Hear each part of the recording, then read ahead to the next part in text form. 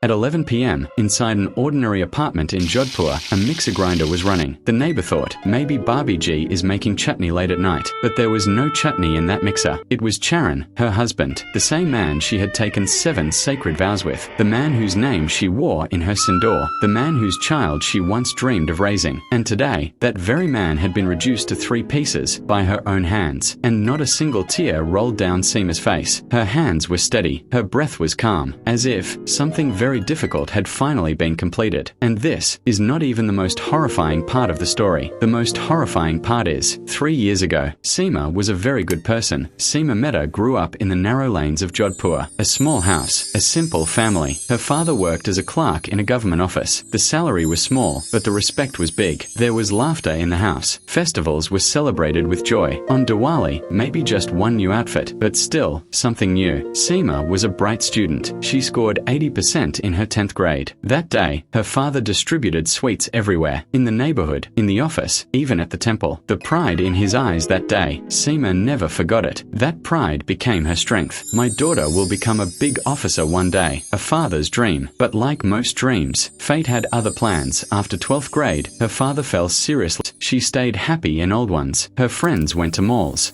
There was no money left for higher education. Seema enrolled in a low-cost private college for a BA degree. She started giving tuition classes. Ill, a heart condition. Surgery drained all their savings. Still, she never complained. Her friends bought new clothes, evening teaching, night household work, and still, she went to the library. And every night, as she fell asleep exhausted, she held on to one thought. One day, everything will be okay. After graduation, she got a job at a private school, Gan Deep Vidyalaya. Salary, 12,000 rupees. Not much, but enough to bring some relief. Her father's medicines continued. Her younger sister's education continued. And that's where she met Charan Singh. Charan was the school accountant, 35 years old, calm, well-dressed, soft-spoken, a man of few words, but meaningful ones. Their first interaction was simple. Seema was pouring tea. Charan said, "1 cup for me too." And that's where it began. Daily greetings turned into conversations. Conversations turned into comfort. One day, Charan asked, "Would you like to have tea with me?" Seema said yes, because Charan listened, truly listened. When she spoke, he didn't check his phone. He looked into her eyes. And in Seema's world, that meant everything, because there were many people in her life, but no one who truly listened. Charan did. 2 years of friendship turned into love. Families agreed. A simple wedding took place. Beautiful, emotional. During the vows, Seema's eyes filled with tears, not of sadness, but hope. She believed life was finally going to be good. She didn't know. Life was just about to begin. The first 6 months of marriage were peaceful. Morning tea together, dinner together, evening walks in the park. Seema thought, this is life. Then Charan's mother came. For 1 week. That week became 2. 2 became a month. And the house slowly turned into something else. Everything Seema did was wrong. Wake up late, taunt. Too much salt, taunt. Drink water before cooking, taunt. Come home tired, still taunt. Nothing was ever right. And Charan, he never stopped it. He only said, "She's my mother. Respect her." Seema kept adjusting until one day, in front of others, his mother said, "You are not worthy of this house." Seema's eyes filled with tears. She looked at Charan, hoping he would stand for her. He looked away. That day, she realized she was completely alone. Then came financial struggles, rent, bills, medicines, and empty pockets by the end of the month. Seema suggested she could work more. Charan refused. "My wife will not go out and earn." Pride, without responsibility, a strange kind of masculinity, where a man cannot provide, but won't allow anyone else to help. Charan began changing. Late nights, anger, the smell of alcohol. The first time she asked, he ignored her. The second time, he shouted. The third time, she stayed silent. Days passed. Silence grew. And in that silence, Seema disappeared. She cried at night, woke up in the morning, and repeated the same life. Because crying changes nothing. Then one day, she met Rohit Sharma on an app. She had downloaded it for fitness. Staying indoors had affected her health. She wanted to fix something, anything. She found Rohit's profile, good ratings, a smiling face. She messaged him. First message, diet plan. Second, exercise routine. Third, are you okay? 3 words. And Seema broke down, because no one had asked her that in months. She replied, "I'm fine." Rohit replied, "Doesn't seem like it." And that's where it began. Slowly, very slowly, conversations grew, from fitness to food to life. Seema opened up about her marriage. marriage, her pain, her loneliness, her broken dreams, and Rohit listened. 4 hours, without getting bored. He said, "You're very strong, you deserve better, you need someone who values you." And slowly, Seema started believing that someone was Rohit. That was her biggest mistake. 3 months later, they were closer than she ever was with Charan. Rohit said, "I love you." Seema said, "I love you too." Then Rohit said something that changed everything. "Get rid of Charan. We can start a new life." Seema first thought of divorce. She met a lawyer, but the process would take years. If Charan refused, even longer. She went home, told Charan, "I want a divorce." He laughed. Then his face turned dark. "Where will you go? And if you try, I'll send your photos to everyone. Her father, her sister, her school." Seema froze. Those photos, sent in love, turned into a weapon. She was trapped. No way forward, no way back. She told Rohit everything. He stayed silent, then said, "There's only one way." She asked what. He answered, and after a long silence, Seema said okay. The plan was made. Carefully, coldly, 2 weeks of preparation. A Wednesday night was chosen. Mother-in-law away, neighbors out, Charan drunk that evening. Seema cooked his favorite meal, dal bati churma. Charan smiled. "You're in a good mood today." Seema smiled back. After dinner, he sat watching TV, half asleep. Seema made tea, mixed sleeping pills. He drank it. Within 15 minutes, he was unconscious. At 10 p.m., Rohit entered from the back door. By 11 p.m., everything began. By 2 a.m., everything was clean. Rohit left. Seema cleaned every corner with bleach, took a bag, and left. Plan: report him missing the next day. But they forgot one thing: smell. Inspector Rathore entered the apartment. His steps slowed. Brown stains on the kitchen floor. Something dark inside the mixer jar. Forensics confirmed everything. CCTV traced Rohit. Seema's last message: "Ho Gaya, it's done." By morning, Seema was arrested. After hours of interrogation, she broke. Rohit was caught at a bus stand. They blamed each other. But evidence doesn't lie. CCTV doesn't lie. Forensics doesn't lie. Messages don't lie. The court declared both guilty. Life imprisonment. In the courtroom, Seema's father sat silently, tears falling without a sound. And Inspector Rathore later said, "Crime doesn't start with action. It starts with silence."